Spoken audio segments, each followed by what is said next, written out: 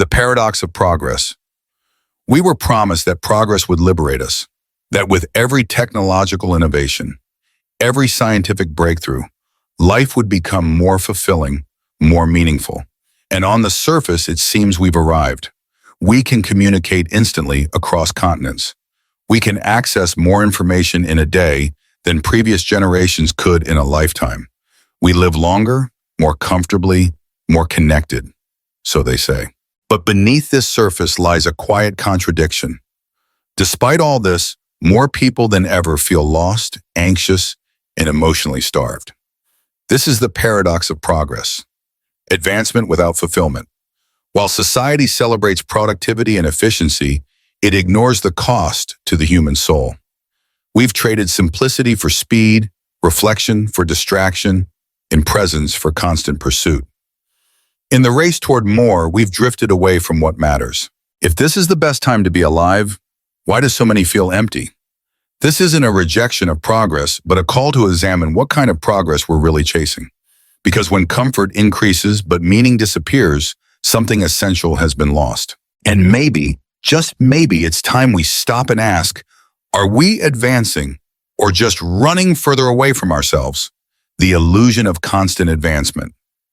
From childhood, we're fed a comforting narrative that history moves in a straight line towards something better. Every new technology, every upgrade, every policy is said to bring us closer to a world of ease, abundance, and meaning. Progress, we're told, is inevitable and always positive. But few stop to question this assumption. If we're truly advancing, why does life feel increasingly rushed, fragmented, and hollow? This illusion of constant advancement blinds us. It equates innovation with improvement, but not all change is progress. We're led to believe that the latest device or trend will make us happier, yet the more we acquire, the more dissatisfied we become. Instead of pausing to ask what matters, we race forward out of habit, afraid to fall behind a world that never stops. True progress isn't about speed, it's about direction. Are we moving closer to peace or just deeper into distraction? Are we building lives or merely updating systems? We must question the myth that new always means better. Because unless we redefine what it means to advance, not just as a society, but as human beings, we risk mistaking motion for meaning and calling it progress. Life as a machine, productivity over meaning. In the modern world, life has been redefined as a never-ending cycle of production. From an early age, we're conditioned to believe that our worth is tied to our output, how much we achieve, how efficient we are, how well we optimize every minute. Time isn't lived, it's managed. Days blur into to-do lists, and rest becomes a guilty indulgence rather than a basic human need. We've been taught that purpose comes from doing, but few ask if what we're doing actually matters. This relentless focus on productivity has stripped life of its deeper meaning. Work becomes identity, speed becomes virtue, busyness becomes status. And in chasing these ideals, we forget how to be human. We no longer sit with stillness, listen to silence, or connect without agendas. The soul is slowly silenced under the noise of constant progress. Modern society has turned us into cogs, efficient, exhausted, replaceable. But we were never meant to live like machines. We were meant to create, to wonder, to feel. And until we reclaim the value of presence over performance, we'll continue to confuse being useful with being alive. The false promise of digital connection, technology promised to bring us closer, to bridge distances, to eliminate loneliness, to deepen our human bonds. Social media, messaging apps, instant video calls, they were supposed to be tools of connection. But in reality, they have often delivered the opposite. We've never been more reachable, yet we've never felt more alone. Digital connection is fast, easy, and constant, but it's rarely meaningful. It allows us to communicate without truly being present. A-like replaces a conversation. A heart emoji substitutes for empathy. We scroll through curated fragments of other people's lives, not to connect, but to compare. And comparison, more often than not, leads to inadequacy. The promise was intimacy. What we got was superficiality. Real connection requires time, vulnerability, and attention. Three things the digital world slowly erodes. Notifications interrupt our conversations. Our thoughts are constantly elsewhere. And slowly we forget how to look someone in the eye, to sit in silence, to truly listen. We were told we'd never feel isolated again. But technology, when not used mindfully, becomes a barrier more than a bridge. It simulates closeness while hiding emotional distance. And the more we rely on it, the more we must ask, are we truly connecting or just keeping loneliness at bay? Information overload without wisdom. We live in the age of information, more data, more access, more knowledge than any generation before us. With just a tap, we can learn about anything from anywhere. It's a miracle of progress. And yet, we are more distracted, more confused, and less wise than ever before. The problem isn't the availability of information, it's the way it's consumed. Designed for speed, not depth, today's digital content floods the mind with noise. We jump from headline to headline, video to video, post to post, never pausing to reflect. In this constant scroll, attention is fragmented, and true understanding is rare. Instead of helping us think, information has become a product, something to binge, not to contemplate. The result? A society that knows a little about everything but understands almost nothing deeply. Wisdom requires silence. It grows from stillness, from wrestling with ideas, not just absorbing them. But our systems aren't built for that. They reward reaction, not reflection. We were told that more information would make us smarter, freer, better. But knowledge without discernment is like light without direction, blinding, not illuminating. Until we slow down and ask why we seek information, we risk becoming informed, but never truly wise. Success redefined by external validation. In today's world, success is no longer measured by inner peace, purpose, or meaning, but by visibility, wealth, and achievement. From a young age, we are taught that our value lies not in who we are, but in what we can prove. We chase titles, status symbols, numbers on a screen, all in pursuit of validation from others. And in doing so, we often abandon ourselves. Social norms have quietly redefined success as a race toward accumulation. More money, more accolades, more recognition. But once we get there, if we get there, why does it still feel hollow? Because external validation can never satisfy an internal hunger. We begin to mistake approval for love, performance for worth, productivity for identity. And the more we rely on these fragile rewards, the more disconnected we become from our true selves. We wear masks. We curate our lives. We fear slowing down because silence might expose the emptiness underneath. True success isn't loud. It's quiet. It's the feeling of alignment between what you do and who you are. It's not in applause or achievement, but in authenticity. Until we redefine success on our own terms, we will keep winning the world while quietly losing ourselves. Work as identity and endless obligation. In modern society, work is no longer just a necessity, it has become our identity. We don't just say what we do, we become it. The question, what do you do, isn't just small talk. It's a silent judgment, a metric of value. From early education to adulthood, we are groomed to fit into roles that serve the system, not necessarily ourselves. Work was once a way to contribute, to provide, to create. Now it often feels like a never-ending obligation, one that consumes time, energy, and well-being without offering real fulfillment. Even outside the office, our minds stay tethered to emails, deadlines, and tasks. The boundaries between personal life and productivity blur, and rest becomes a guilty indulgence. We're praised for being busy. We fear slowing down, not because we love work, but because we fear what we might feel without it. But life was never meant to revolve around labor alone. We are not machines. We are human beings, meant to create, to rest, to connect, to simply exist. Until we reclaim our worth beyond our output, we'll remain trapped in a cycle where we serve work, rather than letting work serve our lives. Burnout is a normal condition. We live in a world that glorifies exhaustion. The more tired you are, the more committed you seem. Fatigue has become a badge of honor, and burnout, a condition once seen as a crisis, has quietly become the baseline. It's no longer surprising when someone says they're drained, overwhelmed, or emotionally numb. It's expected. In the modern system, you're not just allowed to be tired. You're conditioned to be. You wake up, rush through the day, chase deadlines, respond to endless messages, and lie in bed scrolling, your mind still wired, your soul still hungry. Even leisure is performed with urgency. Even rest is scheduled. But we weren't designed to live this way. Humans need space, stillness, time to be, not just to do. Yet the culture we inhabit makes pausing feel like weakness. Productivity is worshipped. Presence is neglected. What we call laziness is often unhealed fatigue. What we call weakness is the body begging for recovery. But the system doesn't slow down. It demands more.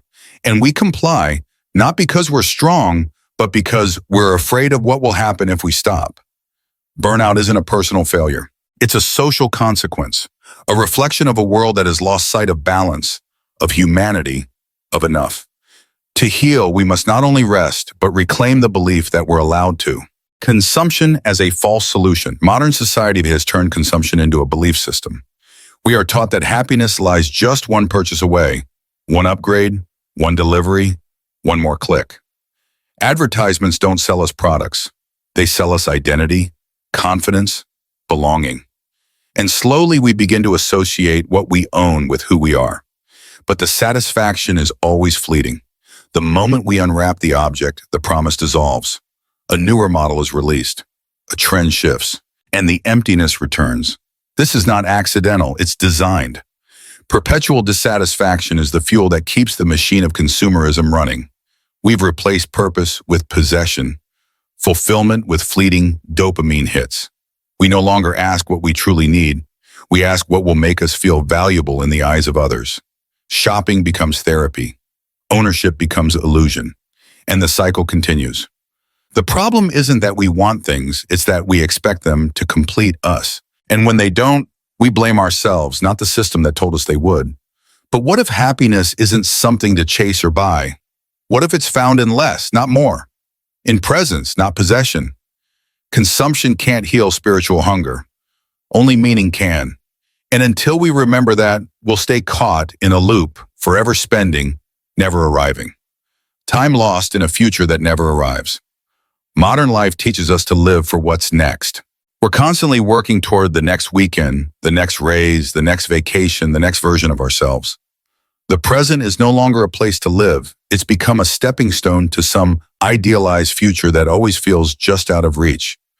But when that future finally arrives, it often looks suspiciously like the past, rushed, routine, and already pushing us toward the next milestone. We rarely pause to ask, Judge, what if the moment we're chasing never truly comes? This constant anticipation robs us of life's richness. We become spectators of our own existence, trapped in a mindset of waiting for clarity, waiting for peace, waiting for a moment when everything makes sense. But meaning doesn't live in the next thing. It lives in this thing, the breath, the silence, the imperfect now. The more we live for tomorrow, the more we sacrifice the only time we're guaranteed, today. Real freedom begins when we stop postponing life for a future that may never arrive and begin inhabiting the one moment we've always had, the present. Transactional relationships and disconnection. In a society obsessed with efficiency, even human relationships have been reshaped by the logic of productivity. Conversations are scheduled. Friendships are maintained through notifications. Love is filtered through algorithms. Over time, connection becomes a transaction, something to manage, optimize, or even monetize. We've learned to treat people like tasks. Respond, perform, move on.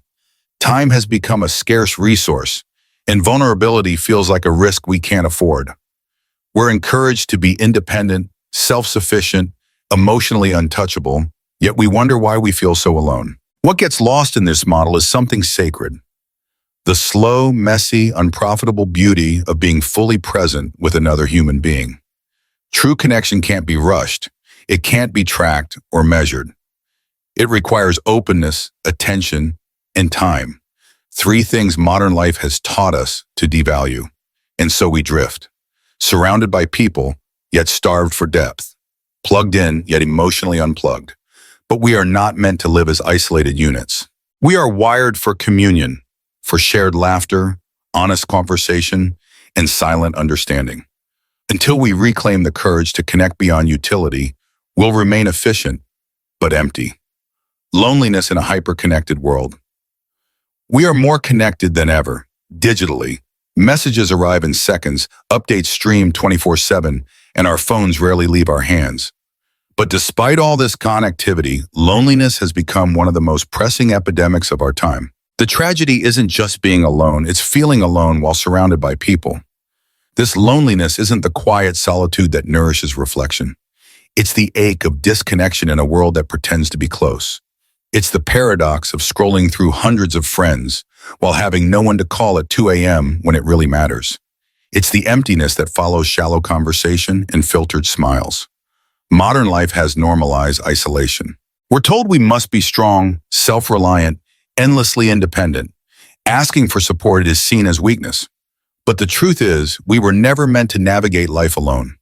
The system we live in fragments relationships, prioritizes independence over intimacy, and leaves us aching for something real. Until we recognize that connection is not a luxury, it's a necessity, we'll keep mistaking digital noise for emotional presence. To be fully human is to be fully known. And in a hyper-connected world, what we need most isn't more contact, it's more closeness. The crisis of self-alienation. Perhaps the most devastating effect of modern life isn't what it takes from us externally. It's what it disconnects and internally. Beneath the noise, the pressure, the relentless movement, many of us have lost touch with something sacred, ourselves. In a culture that constantly tells us who to be, what to want, and how to perform, we forget how to listen inward. We chase external goals, titles, possessions, praise, while neglecting the quiet truth of who we are when no one is watching. Over time, this disconnection becomes normal. We function, we perform, but inside we feel like strangers to our own lives. This isn't just emotional fatigue, it's self-alienation, a spiritual numbness that arises when life is lived entirely through external expectations. The world tells us to look outside for purpose, but the more we search out there, the further we drift from the voice within, the one that speaks without noise, without judgment, without agenda. To reclaim meaning, we must reclaim ourselves. Not the version others expect, but the one buried beneath the layers of approval-seeking and performance. Because the greatest tragedy is not that we lose time or success, it's that we live our whole lives without ever truly meeting ourselves. The lie of everything is fine. One of the most dangerous illusions of modern life is the insistence that everything is fine. We are surrounded by messages that tell us to be grateful, stay productive, keep pushing forward. The system reassures us. This is the best it's ever been. If you feel empty, tired, lost, it must be your fault. You're just not adapting well enough. But beneath the surface, many are quietly drowning. The anxiety, the restlessness, the disconnection, it's not personal weakness. It's the natural response to an unnatural way of living. We've been taught to mask our pain behind performance, to smile through burnout, to scroll past the ache in our chest. Expressing dissatisfaction feels rebellious. Questioning the system feels ungrateful. So we remain silent, carrying the weight of a life that doesn't feel like ours. The real crisis isn't that people are suffering, it's that they've been convinced they shouldn't be.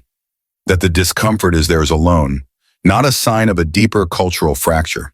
But honesty is the first step toward healing. Admitting that something doesn't feel right isn't a failure. It's a return to truth. Because pretending everything is fine will never bring peace. Only the courage to confront the lie can do that. The return to stillness and meaning. After all the chasing, all the noise, all the trying to keep up with a world that never stops, there comes a quiet question. What am I really searching for?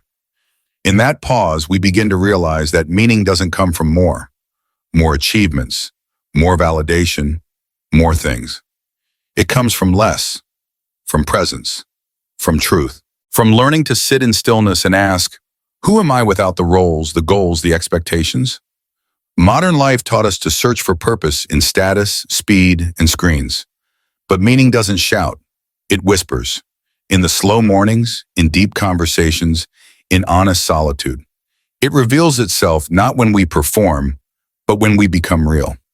The path forward isn't about escaping the world. It's about coming home to yourself within it, reconnecting with your own voice, creating not for applause, but from love, being with people not to impress, but to understand.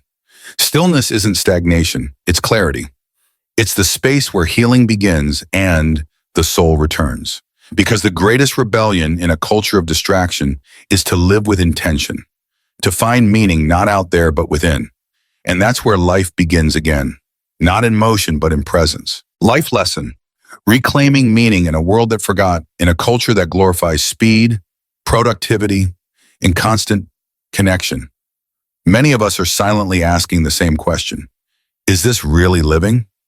We've been told that success means staying busy, that happiness can be bought, and that meaning is just one achievement away. But deep down, we feel the truth.